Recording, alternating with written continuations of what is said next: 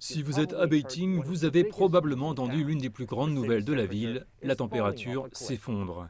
Juste un jour plus tôt, les autorités chinoises ont émis l'une des premières alertes de vague de froid en 2021, avec une réponse d'urgence de niveau 4 et ont donné un avertissement préalable au public qu'avec les vents violents, le gel allait rester. Je peux sentir que la température d'aujourd'hui a fortement chuté, mais ça ne me pose pas de problème pour moi-même et pour les autres personnes travaillant dans les bureaux. Car le seul moment où nous sommes à l'extérieur, c'est lorsque nous prenons la correspondance. Je vis et travaille à Beijing depuis 3 à 4 ans et cette année est particulièrement froide. Quand je faisais du vélo jusqu'à la station de métro ce matin, je pouvais à peine ouvrir les yeux car le vent soufflait si fort. Alors qu'une grande partie de la ville est confrontée au froid, de nombreux aînés s'en tiennent à leur routine quotidienne d'activités de plein air. J'ai 79 ans, je pense qu'aujourd'hui est le jour le plus froid de tous les temps. Ma barbe s'est gelée en allant faire de l'exercice dans ce parc.